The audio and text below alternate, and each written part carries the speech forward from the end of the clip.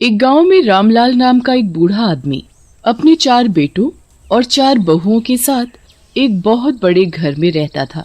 रामलाल के तीनों बड़े बेटे और बहुएं रामलाल की बिल्कुल भी इज्जत नहीं करते थे। बस उसका छोटा बेटा मनोहर और बहू रज्जो ही सेवा और इज्जत करते थे। एक दिन रामलाल की तबीयत बहुत बिगड़ जाती है। अब मैं बहुत बूढ़ा हो गया हूँ, कभी भी मर सकता हूँ, इसलिए जाने से पहले मैं खेतों और इस घर में सबका हिस्सा कर देना चाहता हूँ। सब लोग बहुत खुश हो जाते हैं। रामलाल खेतों में सबको बराबर का हिस्सा दे जाते हैं, पर क्योंकि मनोहर की बीवी ने उसकी इतनी सेवा की तो वो पूरा घर रज्जो के नाम कर देता है। सब लोग इस बात से बहुत ही गुस्सा होते हैं। ये आपने अच्छा नहीं किया बाबूजी। रज्जो क्या कहीं की महारानी है जो आपने पूरा घर उसके नाम कर दिया। हम क्या सड़क पर रहेंगे? बिल्कुल सही कह रहे हो भैया। अरे इनको तो बस मनोहर और रज्जो ही देखते हैं। हम तो जैसे कहीं कूड़े में से आए हैं। तुम लोग लड़ो मत, मैंने तुम तीनों के नाम भी एक एक मकान कर दिया है। वो छोटे छोटे से झोपड़ी जैसे घर हमको नहीं चाहिए। सब रामलाल से लड़ते रहते हैं और रामलाल अपने बेटों की सुनते सुनते ही दम तोड़ देता है। रामलाल के मरते ही तीनों भाई मिलकर मनोहर, उसकी बीवी रज्जो और उनके 2 साल के बेटे पिंकू को घर से निकाल देते हैं। ऐसे मत करो भैया, हम कहाँ रहेंगे? बताओ, आप हमें थोड़ी सी जगह दे दो, हम उसी में रह लेंगे। चल चल निकल यहाँ से और दोबारा कभी अपनी शक्ल भी मत दिखाइयो, समझा? मनोहर और रज्जो रोते रोते वहाँ से चले जाते हैं। उनके पास रहने का कोई ठिकाना नहीं होता, इसलिए वो रहने के लिए एक छोटी सी झोपड़ी बना लेते हैं। अजी, अब हम क्या करेंगे? चिंता मत करो रज्जो, भगवान कोई ना कोई रास्ता जरूर निकाल देंगे।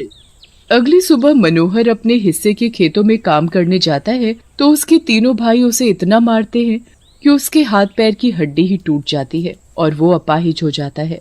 मनोहर लड़खड़ाता हुआ घर पहुंचता है। हे भगवान, ये क्या हुआ आपको? आपको इतनी चोट कैसे लग गई? जब मैं खेतों में काम करने गया तो तीनों भाइयों ने मिलकर मुझे खूब मारा और मुझे वहाँ से भगा दिया। हे भगवान, कोई अपने सगे भाई के साथ ऐसा कैसे कर सकता है? मैं अभी इनसे जाकर बात करती हूँ। ये हमारे हक की जमीन हमसे नहीं छीन सकते। अरे जाने दो रज्जो, जाने दो। रज्जो मनोहर की एक नहीं सुनती और गुस्से में सबसे बात करने उनके घर पहुँच जाती है। भैया, आप हमारे साथ ऐसा नहीं कर सकते। आपने इनको इतना मारा कि जिंदगी भर के लिए वो अपाहिज हो गए हैं। अगर आपने अब कभी इनको हाथ लगाया तो मैं थाने में जाकर शिकायत कर दूंगी। ओहो, तो तेरी जुबान भी चलने लगी। तुझे तो हम देख लेंगे, बड़ी आई थाने जाने वाली। रज्जो वापस घर आ जाती है। मनोहर, रज्जो और उनका छोटा सा बेटा पिंकू उस छोटे से झोपड़े में बड़ी मुश्किल से रह पा रहे होते हैं। उनके पास ना तो खेती करने के लिए जमीन होती है और ना रहने के लिए। बेचारे भूखे प्यासे दिन गुजार रहे होते हैं। आपके भाइयों ने आपको मारा था, पर वो मेरा कुछ नहीं बिगाड़ पाएंगे, इसलिए कल से खेतों में काम करने आपकी जगह मैं जाऊंगी। नहीं रज्जो, वो लोग इस वक्त पैसों के लालच में पागल हुए पड़े हैं, तुम वहाँ मत जाना। अजी, हम तो भूखे रह लेंगे, पर मैं पिंकू को ऐसे भूखे नहीं रख सकती। मुझे कल खेतों में जाना ही पड़ेगा। अगली सुबह रज्जो खेतों में काम करने जाती है। ये देखो भैया, रज्जो खेतों में काम कर रही है। मनोहर के हाथ पैर तो हमने तोड़ दिए, पर अगर इसके साथ ऐसा किया तो ये थाने चली जाएगी। इसका तो कुछ और ही करना पड़ेगा। एक काम करते हैं, इसको अभी काम करने देते हैं। 2-4 दिन बाद मौका देखते ही हम इसे मारकर यहीं गाड़ देंगे। बस फिर कुछ दिन बाद तीनों भाई मौका देखकर रज्जो को मारकर उसी के खेत में दफना देते हैं और वहाँ से चले जाते हैं। उनके जाते ही रज्जो एक चुड़ैल के रूप में जमीन से बाहर आ जाती है। नहीं छोड़ूंगी किसी को, एक एक से बदला लूंगी, सबको मार डालूंगी। मनोहर रज्जो का इंतजार करता रहता है। पूरी रात निकल जाती है पर रज्जो घर वापस नहीं आती। कहाँ गई रज्जो? वो इतनी देर तो कभी नहीं लगाती थी, कहीं उसे कुछ हो तो नहीं गया? अपाहिज मनोहर पिंकू को गोद में लिए रज्जो को ढूंढने चल देता है और पूरे गांव में ढूंढने लगता है, पर रज्जो का कहीं पता नहीं चलता। मनोहर पिंकू को लेकर घर वापस चला जाता है और बस रज्जो के आने का इंतजार करता रहता है। रज्जो का भूत भी मनोहर के पीछे पीछे चल देता है। मुझे पिंकू के लिए कुछ न कुछ काम करना ही पड़ेगा। मनोहर फिर पिंकू को लेकर काम ढूंढने निकल पड़ता है। एक आदमी मनोहर की हालत पर तरस खाकर उसे काम पर रख लेता है। रज्जो वहीं खड़ी होती है और उसे अपने पति को ऐसे काम करते देख बहुत दुख होता है। देखो, यहाँ तुम्हें गेहूं की सफाई करनी होगी और कितने बोरे रोज बाहर जा रहे हैं, उनका हिसाब रखना होगा। मन लगा कर काम करना और अपने बच्चे को यहीं साथ में जो कमरा बना हुआ है उसमें सुला दिया करना, ताकि तुम काम भी कर लो और वो तुम्हारे आसपास भी रहे। मैं आपको ऐसी हालत में काम नहीं करने दूंगी।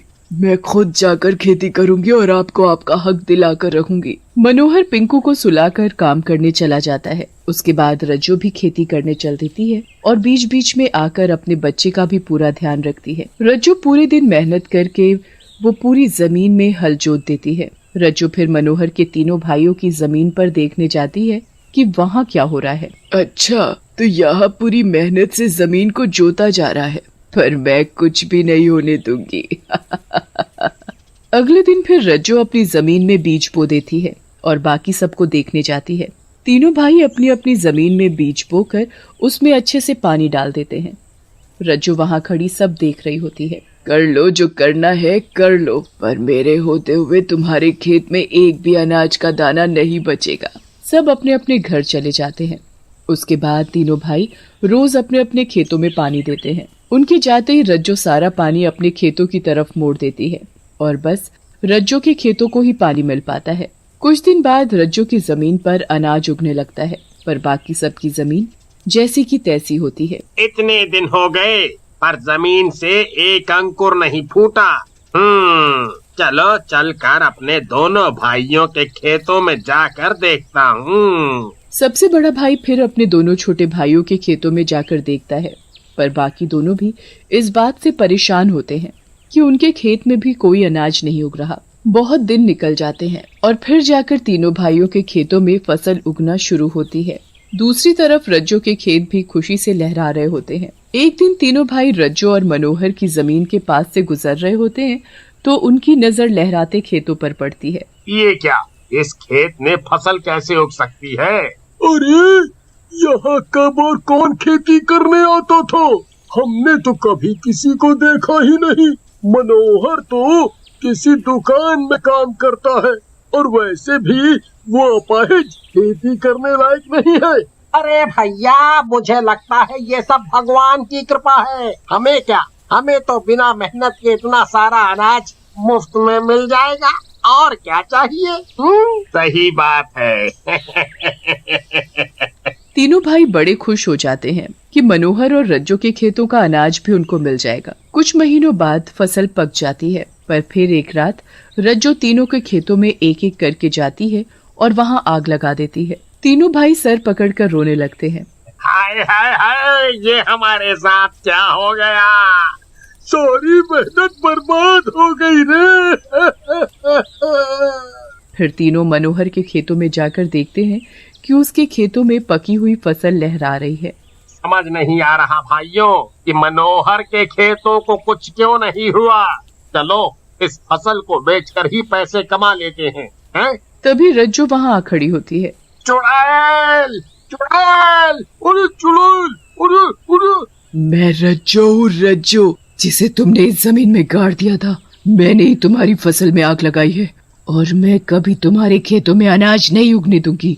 जैसे मेरे पति और मेरा बच्चा जिंदगी जी रहे हैं, तुम भी वैसे ही जियोगे। और हाँ, ये हमारे खेत हैं। इस फसल को मैंने मेहनत से उगाया है, तो इसे बेचने के बारे में तो दूर की बात है, कभी हाथ लगाने के बारे में भी सोचा तो सबको यहीं जिंदा गाड़ दूंगी। अरे अरे, हमें छोड़ दो रज्जो, हमें माफ कर दो। हम तुम्हारे खेतों को कभी हाथ नहीं लगाएंगे। तुम जो बोलोगी हम वो करेंगे। तो हमारे हक की जमीन और घर हमें वापस चाहिए। हम सब दे देंगे। हम आज ही मनोहर के पास जाकर उसे सब दे देंगे, सब दे देंगे। उसके बाद वो सब एक पंडित को लेकर उस जगह जाते हैं जहाँ रज्जो को जमीन में गाड़ा था। पंडित जी उस जगह पूजा करते हैं जिससे रज्जो की आत्मा को शांति मिल जाती है और वो गायब हो जाती है।